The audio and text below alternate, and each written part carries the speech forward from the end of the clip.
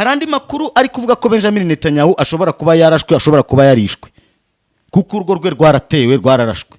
Ariko ayo ni amakuru adafitiwe gihamya kugeza uyu munota. N'amakuru avuga ko Isiraheli ishobora kuba yatangiye gukoresha intwaro z'ubumara muri Iran, ku buryo ngo ibyotsi byatangiye kuzamuka, byatangiye kugira ingaruka ku baturage muri Iran, byanatangiye gutangazwa ko bishobora kuzagira n'ingaruka z'igihe kirekire. Hari ibyo babasha guhisha, ariko hari n'ibyo batabasha guhisha. Major General Mohsen Rezai, former IRGC commander, warns the Strait of Hormuz will not reopen. Nuvuga ngo uko Amerika kose iri kwitwara ibyo iri gushaka gukora n'inzira gushaka kubinyuzamo ni ukugira ngo Iran igire ikikango cyo gufungura ubunigo bwa Hormuz. Mu kugira ikikango cyo gufungura Hormuz, Iran ntibikozwa, bo baracyatangaza bati ubunigo bwa Hormuz ntibuzigera bufungurwa. Sinzi naho nasomyeho bavugaga ngo bugomba gufungurwa ari uko Amerika na Isiraheli bafasha amato yabo n'ibindi bikoresho byabo byose bakabikura hariya, bagahagarika n'intambara kuri Iran. Genda samuratsinze icyo ngukundiye uri umuntu mugabo, urugendo rwiza kandi urugendo ruhire. Abasirimu bamaze kutugana muri Fabula Hotel. Urifuza gukoresha ibikoresho byo mu nzu byiza kandi bigezweho, Fabula Hotel ni igisubizo ku batugana. Dukora ibikoresho bitandukanye harimo nk'utubati, intebe zo muri salo, ibitanda na matera, TV stand, intebe zo muri jaride, intebe zo muri salle à manger, izo kuri piscine, garde-robe, ibitanda by'abana, intebe zo kuri comptoir, ibikoni bigezweho, ibikoresho byo mu biro ndetse n'ibindi bitandukanye. Design yose ushaka turayigukorera. Aha bakorera ibikoresho byiza kandi bigezweho ku giciro cyiza nko muri Fabula Hotel. Wadusanga aho dukorera mu Gakiriro ka Gisozi, cyangwa se ukaduhamagara kuri nimero zikurikira: 079 12 40 Fabula Hotel, igisubizo ku batugana. Nongeye kubasuhuza nshuti bakunzi ba Urugendo Online TV, namwe nshuti bakunzi ba Inside Rwanda TV. Tugeze mu mwanya mwiza w'ikiganiro cyacu nkuko musanzwe mubimenyereye. Reka mbabwire yuko nabateguriye ikiganiro cy'uyu munsi, tukaba turi buze kukibanamo nkuko tubana no mu bindi bigiye bitandukanye. Reka mbabwire yuko ushobora gukora subscribe, like, comment na share, tugakomeza kubana no mu bindi bigiye bitandukanye. Ndabasuje cyane nshuti bakunzi ba CRO TV, mwebwe mwese tubana mu biganiro byacu bya buri munsi. Reka mbashimire cyane, mbashimira ko dukomeje kwagura umuryango wa mugari wa CRO TV. Ibyo byose rero tukawagura binyuze mu gukora subscribe. Kureba ikiganiro cyacu rwose ni byiza ko wakireba wakoze subscribe kugira ngo n'ibindi bizajye bita bikugeraho. Akantu ko gukanda kuri like ko ntacyo bisaba rwose, bikore ukande kuri like. Nubu uri kureba ikiganiro tukora kuri like, hasigaye YouTube itwihere amarekomandasiyo ikiganiro kigere kure. Nuko bimeze rero, ibyo byose ni byiza tuba tubakeneyeho. Nurangiza uduhereze igitekerezo ndetse ukore na share, ibintu bigende neza cyane. Tuje rero mu kiganiro aho tugiye kugaruka muri Middle East, mu burasirazuba bwo hagati, aho tureba kuri Leta Zunze Ubumwe za Amerika, tukareba kuri Iran ndetse tukareba no ku gihugu cya Isiraheli. Amakuru yaramutse avugwa nuko Perezida wa Leta Zunze Ubumwe za Amerika Donald Trump yatangaje ko ingabo za Leta Zunze Ubumwe za Amerika zarashe ku kirwa cya Karg gifatwa nk'umutima w'ubukungu bwa Iran, ariko ko zasenye ibirindiro bya gisirikare gusa. Ikirwa cya Karg gifite rero ubuso bwa kilometero kare 20, kikaba kinyuzwaho ibikomoka kuri peteroli hafi ya byose Iran yohereza mu mahanga. Bidasubirwaho rero aho ngaho hamaze kuraswa bikomeye cyane, nubwo bwose Perezida Donald Trump wa Leta Zunze Ubumwe za Amerika we atangaza ko batigeze barasa ku bikorwa bya peteroli cyangwa se ku bikorwa remezo bya peteroli, ahubwo barashe ku kigo cya gisirikare kiri aho ngaho. Mu gihe nanone Perezida Trump atangaza ibyo ngibyo, nanone bari mu marira n'agahinda, aho indege zigera kuri 5, indege 5 z'intambara za Leta Zunze Ubumwe za Amerika zarasiwe rimwe. 5 zose zarasiwe rimwe. Noneho izi ngiza 5 zaje bazirasiye muri Arabia Saudite, ziza zikurikira indi imwe nayo barasiye hehe muri Kuwait, zigahita ziba indege zingahe 6 mu masaha 24 z'intambara za Amerika. Kandi uko nguko ziraswa gutyo ni nako nyine zinagwamo abantu. ngira ngo murabizi ya mbere yari yarashwe twayibabwiyeho yari irimo abantu bagera kuri 6, 4 bahita ko bahasiga ubuzima. Namwe munyumvire indege 5 z'intambara kuzirasira rimwe. Hano barakubwira ngo 5 US Air Force refueling planes were struck and damaged on the ground at Prince Sultan Air Base in Saudi Arabia, the Wall Street Journal reported on Friday, citing 2 US officials. Hano barakubwira ko izo ndege zigera kuri 5 zose zarashwe zikangirika ku birindiro bya gisirikare bya Prince Sultan muri Arabia Saudite. Rwose n'amashusho arahari, bazirashe zabaye umuyonga. Ikindi nanone nababwira nuko igihugu cya Israel cyo kiratangaza iki. Israel Defensive Minister Israel Katz says Israel is entering a decisive phase against Iran, warning the campaign will continue as long as necessary until all objectives are achieved. Hano barakubwira yuko ngo Ministry w'umutekano wa Israel yitwa Israel Katz. Nuko Mario Nofo aratangaza ati Major General Mohsen Rezaian, former IRGC commander, warns the Strait of Hormuz will not reopen. Uyu mujenerali aratangaza yuko ubunigo bwa Hormuz butazigera bufungurwa. Nyamara mu gihe avuga ngo ubunigo bwa Hormuz ntibuzigera bufungurwa, Trump we ari kuvuga ko ubunigo bwa Hormuz nibudafungurwa, cya kigo cya Cargill kiriya barashe ariko bakarasa ibirindiro bya gisirikare, batarashe ku bikorwa remezo bya peteroli, kandi niho umutima w'ubukungu bwa Iran uri, ngo naho baraza kugenda yo baharase igihe cyose Iran itari buze gufungura ubunigo bwa Hormuz. Ibi ngibi ngaruke mbabwira ko mu gihe bimeze bitya, Iran yo hari ibihugu yamaze kwemerera ko amato yabo atwaye ibicuruzwa cyangwa se bikomoka kuri peteroli yo yemerewe kunyura mu bunigo bwa Hormuz. Ayo mato yemerewe kunyuramo naya Iran, Russia, India, Iran, Uburusiya, Ubuhinde n'Ubushinwa. Ni ibihugu 4 amato yabwo yemerewe kunyura aho ngaho. Ubwo ibyo nabyo turaza gukomeza tubirebeho, turebe amaherezo yabyo. Ikindi kandi nanone katurebe, Israel is a multicultural liberal democracy with a per capita GDP that exceeds the UK's world-class tech industry and one of the world's strongest militaries, including a large nuclear arsenal with the second strike capability. It is not going anywhere. Hano barakubwira ko Israeli ni igihugu cy'igihangange mu bintu byinshi cyane. Mu bijyanye n'ubukungu kiri imbere, gifite GDP irenze n'iy'ubwami bw'Ubwongereza. Ku bijyanye n'inganda n'ikoranabuhanga bari hejuru cyane. Mu bijyanye n'igisirikare ngo bari imbere cyane, ndetse no ku bijyanye na nuclear arsenal, intwaro z'ubumara, nazo bari hejuru cyane. Urumva rero ibi bintu ni ibintu byo kwitondera, ntabwo ari ibintu byo gupfa gukinisha uko ubonye kose. Ikindi turi buganireho muri kino kiganiro cyacu ni inkuru ivuga ko Israel Foreign Ministry iragira iti in the Netherlands an anti-Semitism epidemic is raging. We saw its scope in the program against Israel in Amsterdam in November 2024, in the attack on the synagogue in Rotterdam 2 days ago, in the attack on Jewish school in Amsterdam yesterday. Where will the next attack be?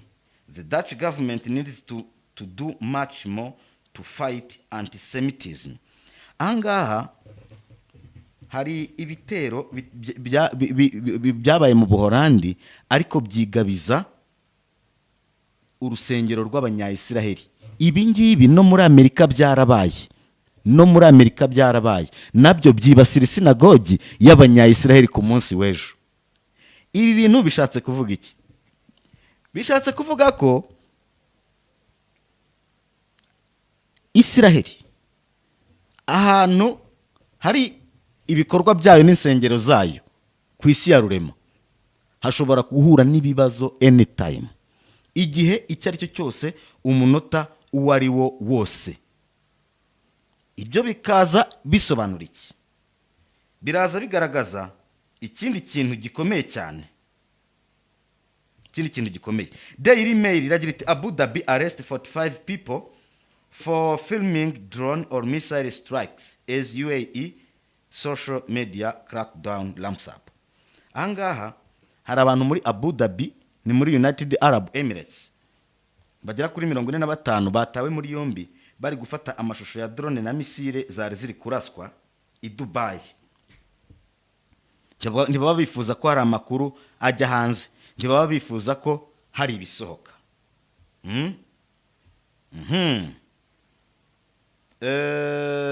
Reka rero twinjire mu kiganiro cyacu ku buryo burambuye kandi tubabwira yuko iki kiganiro cyacu kitari buze kuba kirekire. Reka tubwire Putin just sent 13 tons of medical aid to Tehran. It includes medicines, first aid kits and other medical supplies. It comes after Iran requested support to repair hospital and ambulance infrastructure that's been damaged in the war. Ahangaha barakubwira yuko Uburusiya bwamaze kohereza tone 13 z'imiti ndetse n'ibindi bikoresho by'ibanze byafasha abantu mu buzima. Ni nyuma yuko Irani ihamagaje ubufasha ivuga yuko ibitaro byinshi byangiritse ndetse na ambulance zikaba zitari kubasha gukora mu buryo bwiza kubera ibikorwa remezo byagiye byangirika. Ubwo rero Uburusiya tone 13 z'ibikoresho by'ubuvuzi ni tone nyinshi cyane. Urumva ko Uburusiya bukomeje gufasha iki gihugu cya Irani mu buryo bumwe cyangwa se ubundi. Ubwo tuninjira no mu kiganiro cyacu nyine, murumva ko nimba Irani ubushize yari yavuze yuko nta bufasha Uburusiya Uburusiya bwari bwatangaje ko nta bufasha mbabarire, Uburusiya bwari bwatangaje ko nta bufasha Irani yari yabasaba.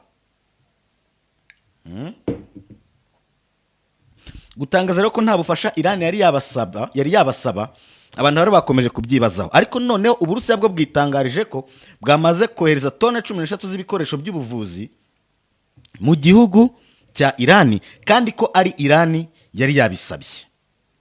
Ibyo bishatse kuvuga iki? Nimba ari Irani yari yabisabye, Uburusiya bukaba buhise ko bubitanga, n'ubundi bufasha Irani yasaba Uburusiya bwatanga ubwo bufasha. Ahangaha rero igihugu cy'Uburusiya kikaba kigaragaje ko kiri kumwe n'igihugu cya Irani, kandi ko bimeze neza ko ubufasha bwose Irani iri buze gukenera ku gihugu cy'Uburusiya, Irani iri buze kububona. Ahangaha rero abantu batangira ubwo banashimira Putin kuri ubwo bufasha, kuko urumva iyi ntambara iri gusenya, iri kwica. Gahunda no gusiga Irani bayo umuyonga nk'uko bagize Beirut, nk'uko bagize Gaza, nuko bifuza kuyisiga. Ibikorwa rero by'ubutabazi rwose gutabara ubuzima ni ikintu cy'ingenzi cyane ku gihugu cy'Uburusiya. Muri rusange rero nuko nguko gahunda imeze. Ikindi nababwiye ni inkuru y'ukuntu Perezida Donald Trump yatangaje ko bagabye ibitero, ariko ibyo bitero bagabye bakaba babigabye ku kirwa. Iki kirwa rero kikaba ari kirwa cya Karg. Iki kirwa cya Karg kikaba ari kirwa gifatwa nk'umutima w'ubukungu bwose bwa Irani, kubera yuko ari ahantu hose hari ingufu n'imbaraga z'ibikomoka kuri peteroli. Nuvuga ngo hari n'amatiyo menshi ajyana peteroli, agira gute inganda. Donc ni umutima w'ubukungu bwa Irani ku bijyanye na peteroli cyangwa se kubikomoka kuri peteroli. Hano rero hari ibirindiro bikomeye bya gisirikare bya Irani. Icyo Amerika yakoze, yagiye kuri bya birindiro bya gisirikare biri hariya kuri cya kirwa cya Karg, barangije barabitwika, barabisenya, babigira umuyonga, barabirangiza. Barangije ariko ngo ahandi bahihoreye. Bamaze kuyihorera ariko Trump nanone yongera akantu gakomeye, ati rero tumaze kurasa ibirindiro bya gisirikare byari bihari, igisigaye icyo mugomba gukurikizaho cyangwa icyo mugomba gukora ni kimwe: murafungura ubunigo bwa Hormuz cyangwa se namwe hariya tuharase. Irani rero yahise babwira ngo nimurasa kuri biriya bikorwa remezo bya peteroli, natwe ibyo turi buze kubakorera muri buze kubifatisha abiri, biraza kuba ari ibintu bibi mutari buze kubasha kwakira. Ubwo rero turi buze gutegereza turebe amaherezo yabyo, turebe uko biri buze kurangira, turebe ese Amerika iri buze kwitwara ite, iri buze kubigenza ite.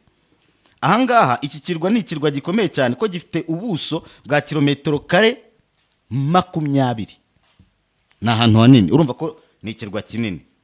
Ahangaha rero nanone haramutse hagabwe ibitero, Irani ishobora kutabasha kubyihanganira, ndetse yavuze ko ishobora kuza gutangira gukoresha n'izindi ntwaro bashobora kuza kutishimira, nk'uko hari n'amakuru avuga ko Isiraheli ishobora kuba yatangiye gukoresha intwaro z'ubumara muri Irani, ku buryo ngo ibyotsi byatangiye kuzamuka, byatangiye kugira ingaruka ku baturage muri Irani, byanatangiye gutangazwa ko bishobora kuzagira n'ingaruka z'igihe kirekire.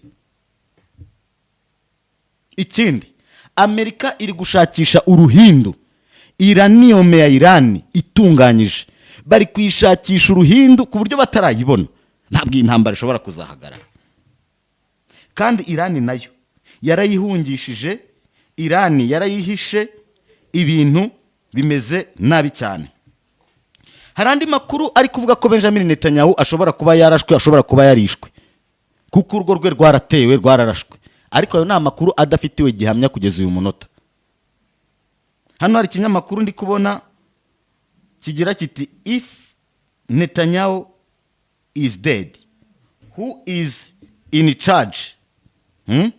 Bari kwibaza ngo who is in charge, ninde ubu ngubu waba ari kuyobora, ninde waba ari kuyobora uru rugamba, ibintu byaba bimeze bite? Iki rero ni ikibazo kiri kwibazwa n'abantu benshi, abantu benshi bakomeje kwibazaho, ariko ubwo kigomba gushakirwa igisubizo, abantu bakamenya uko ibintu byaba bimeze cyangwa se uko byaba bihagaze. Ni mu gihe kandi nanone Minisitiri w'Ingabo Israel Katz wa Israel yavuze yuko ibikorwa byo kurasa Irani byinjiye muri cya gice noneho cyo kugeza ku ntego za nyazo zaho bashaka.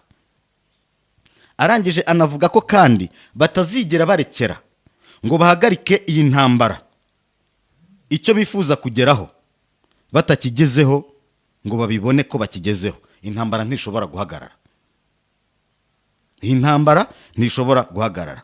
Kubera iki ari uko bumva ibintu, kubera iki ari uko bafata ibintu, nta kundi nyine ubwo rwo kuri Leta Zunze Ubumwe za Amerika nyuma yo kurasirwa indege 6 mu masaha 24.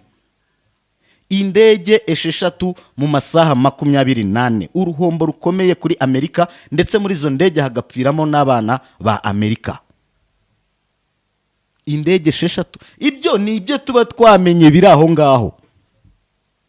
Hari n'ibindi byinshi cyane abantu bataba bamenye, ariko uko bigenda bijya hanze nyine nta kundi tugenda tubimenya. Hari ibyo babasha guhisha, ariko hari n'ibyo batabasha guhisha. Major General Mohsen Rezai, former IRGC commander, warns the Strait of Hormuz will not reopen. Nuvuga ngo uko Amerika kose iri kwitwara, ibyo iri gushaka gukora n'inzira iri gushaka kubinyuzamo, ni ukugira ngo Iran igire ikikango cyo gufungura ubunigo bwa Hormuz. Mu kugira ikikango cyo gufungura Hormuz, Iran ntibikozwa, bo baracyatangaza bati ubunigo bwa Hormuz ntibuzigera bufungurwa. Sinzi naho nasomyeho bavugaga ngo bugomba gufungurwa ari uko Amerika na Israel bafasha amato yabo n'ibindi bikoresho byabo byose bakabikura hariya, bagahagarika n'intambara kuri Iran, ngo nibwo buriya bunigo bwa Hormuz bushobora kongera gufungurwa. Namwe murabizi Iran ni Iran, ubwo ibyivuze nuko nugukomeza tugategereza tukareba ikiza kuba cyakurikiraho.